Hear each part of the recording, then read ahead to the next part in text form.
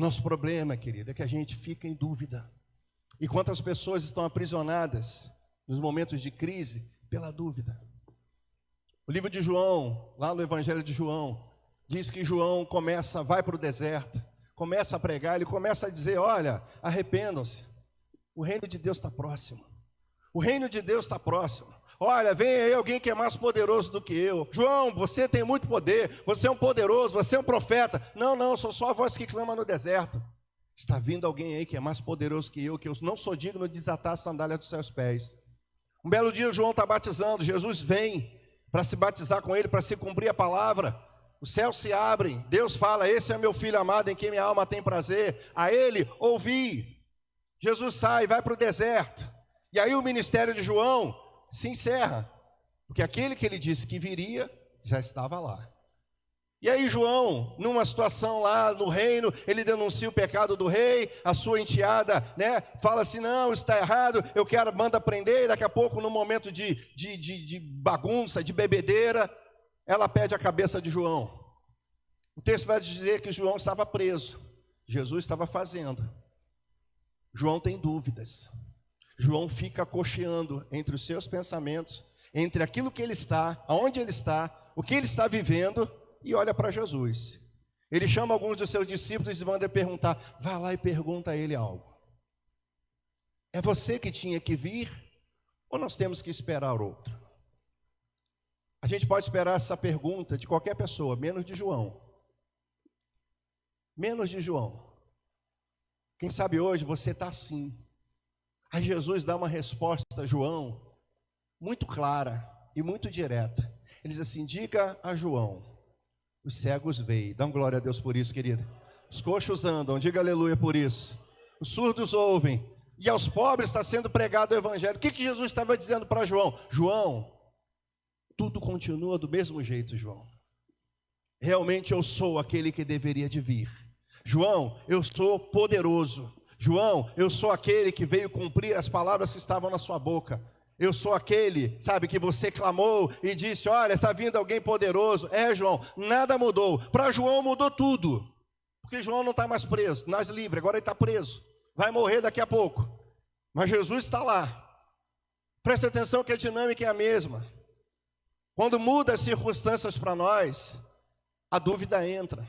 E a gente fica procurando respostas onde Deus um dia já deu respostas.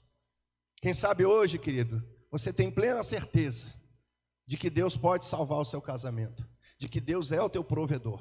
Você sabe, você conhece, você já viveu isso, você já falou isso, você já viveu essa experiência. Porque essa história aqui não é num povo que foi levantado agora. É um povo que viu muita coisa. É uma história que vem passando de tempo em tempo. Você acha que ver o mar se abrir é para qualquer um? Ver as pragas vindo e saindo do Egito com, bens preciosos. Um povo com escravo, com mente de escravo. Deus vai provendo, manda maná, manda codorniz, água saindo da rocha, nuvem de dia, fogo de noite. Ou você acha que esse povo, essas histórias não marcaram? A gente já tem as nossas experiências com Deus. Mas o nosso grande problema, querida, é que quando as circunstâncias mudam, a dúvida entra. Quem sabe você já teve muita fé em Deus. Você já até disse, olha, dessa situação que você está vivendo. Não, Deus pode mudar a sua vida. Deus pode transformar o seu casamento. E hoje você está vivendo uma crise no seu casamento. Não, querido, Deus provê. E olha só, Deus é Jeová Jireh. Quem crê nisso, diga amém, meus irmãos. E quem sabe hoje você está vivendo um tempo de escassez. E aquele Deus que você falou, como João, ele é poderoso, pode fazer. Hoje ele ficou em segundo plano. Você está em dúvida, você está cocheando, você está, de uma hora você crê, lá atrás você cria, hoje não, porque as circunstâncias mudaram. Eu vou dizer a mesma coisa que Jesus disse para João, querido. Nada mudou. O Deus que você professou que cura, ele continua curando, querido. O Deus que você disse que salvava a família do seu amigo, ele pode salvar a sua também. Aquele Deus que você disse, Deus pode restaurar o seu casamento, ele pode restaurar sim, ele não mudou, querido. Tudo pode mudar, mas Jesus é o mesmo ontem, hoje, o será para sempre. Mas esse é o nosso problema. Um altar de confiança, as circunstâncias mudam, aquele altar é derrubado. A gente passa a não crer, a gente passa a duvidar de experiências que nós tivemos. Isso não é um privilégio, querido. A gente muitas vezes, como eu já falei aqui, circunstâncias difíceis, quando eu estava lá em Pernambuco, coisas muito difíceis para mim e para minha família. Já chegamos a duvidar, já cheguei, Deus, eu não estou aqui, o Senhor não me escolheu, isso aqui o Senhor me trouxe para cá para sofrer. E Deus amorosamente, através da sua provisão, através do seu amor, Ele dizia para mim, Edson, aquele que chamou, aquele que começou a boa obra, aquele que te chamou, Ele é fiel, a obra não acabou, isso é só uma fase, vai passar, restaura o altar da confiança, restaura a tua fé em mim, restaura o teu amor por mim, olha para o céu, as estrelas estão lá, continua crendo, eu sou o mesmo que prometeu, e a Bíblia diz que aquele que prometeu é fiel para cumprir, querido. Então nessa noite, pega essas pedrinhas que estão espalhadas aí, e levanta esse altar de novo. Volte-se para o Senhor. Volte a confiar no Senhor. Volte a clamar no Senhor. Está tudo difícil, está tudo complicado. Não tem vaca no curral, não tem fruto na oliveira, não tem nada. Mas o Abacuque me ensina a dizer, todavia, apesar de tudo isso, eu tenho motivos para me alegrar no Deus da minha salvação, querido. Deus não mudou. Para de olhar para outras coisas, para de inclinar os ouvidos para vozes que se parecem com a de Deus. Ah, pastor, eu vi fulano falando na internet, é tão bonito. É, querido, é bonito, mas é o Senhor, é a palavra, é a Bíblia, é o Deus que você servia. Porque não basta ser parecido com Deus. Para resolver definitivamente, tem que ser o próprio Senhor, querido. Tem que ser o Senhor. Você tem que buscar o Senhor de todo o seu coração. Quando no livro de Jeremias, o povo está lá cativo, porque Deus levou esse povo cativeiro. Eu transportei de Jerusalém para a Babilônia.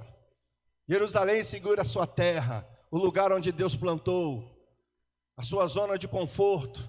Aí Deus dá uma chacoalhada nesse povo, arranca eles de lá, manda um povo inimigo e leva para a Babilônia. E aí vai alguns profetas juntos, vai alguma, sabe, aquela, como diz lá no Nordeste, aquela tuia de gente que não conhece Deus, mas acha que conhece. E aí chega lá, começa a profetizar, eita Senhor, 3 anos nós vamos embora daqui, o povo se anima. Mas existia uma voz profética. Existia uma voz, querido, eu quero declarar sobre a sua vida, só existe uma voz que pode mudar a sua vida, é a voz poderosa do Senhor, querido. No meio das crises vão se levantar muitas vozes, no meio do cativeiro vão se levantar muitas vozes, 3 anos acaba o cativeiro. E Jeremias, que era o profeta daquela geração, Deus fala, escreve uma carta a Jeremias, e diga para o povo, que enquanto não se completarem 70 anos, ninguém arreda o pé daí. Pode ser longo, querido, o período de crise. Pode ser longo o período de seca. Como foi esses 70 anos?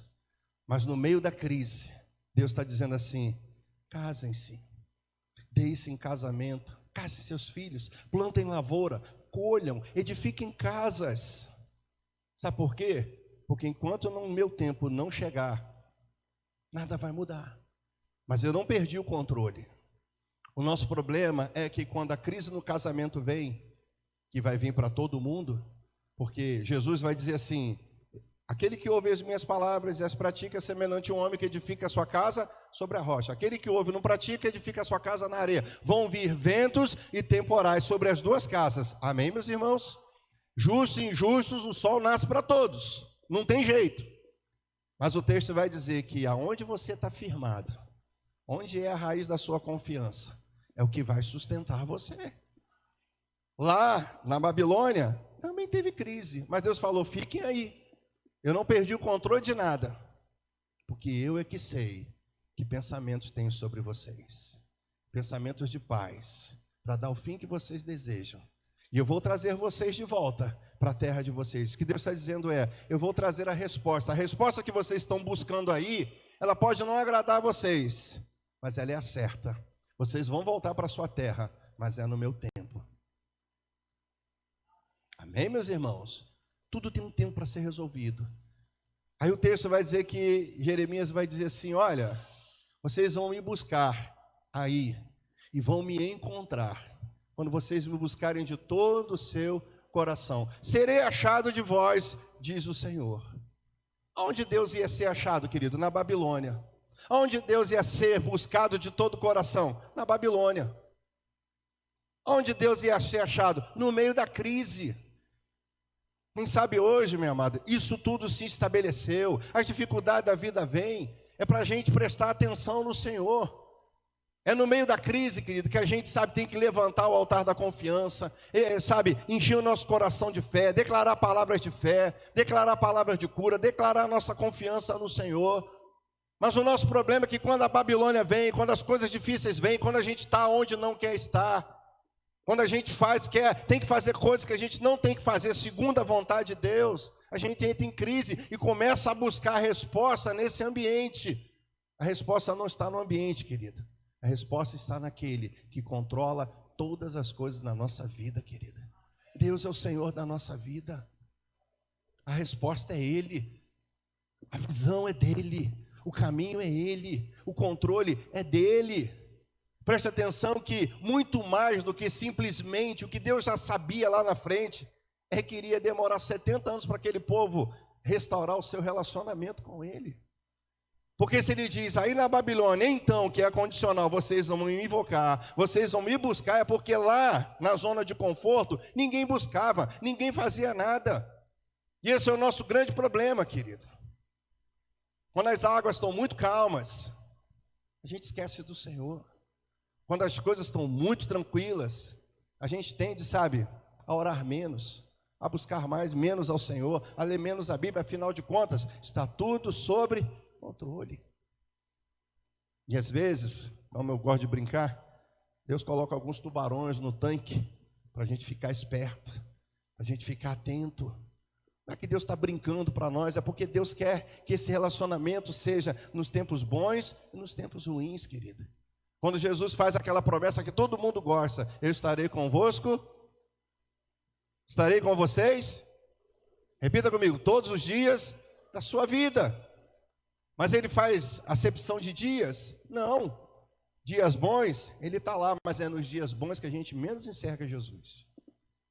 Nos dias maus a gente fala, Jesus, e aí normalmente a gente reclama, o Senhor me abandonou, o Senhor, sabe, largou as coisas, eu estou passando isso por quê? Olha aí, Senhor, o Senhor me abandonou. Não, querido, às vezes tudo é permissão. Jesus um dia disse para aqueles discípulos assim, passem para outra margem, eu vou ficar aqui no monte orando, vamos para lá para o outro lado. No meio do caminho levanta-se um temporal e os ventos são contrários. Repita comigo, os ventos são contrários. O que são os ventos contrários, querido, da vida? Coisas que me impedem, coisas que estão soprando na contramão de onde eu tenho que ir. E sabe o que eu aprendo com isso? Que os ventos da vida, os ventos contrários da vida, são indicativos de que eu estou na vontade do Senhor. Você pode levantar e dar glória a Deus por isso, querido? Por quê? Qual foi a ordem de Jesus? Praça para o outro lado. Quem não queria que o pessoal chegasse do outro lado? Porque lá do outro lado Jesus ia libertar aquele endemoniado em Gadá, aquele homem ia falar de Jesus para aquela região, ia ser um grande evangelista naquele lugar, mas os ventos se levantaram.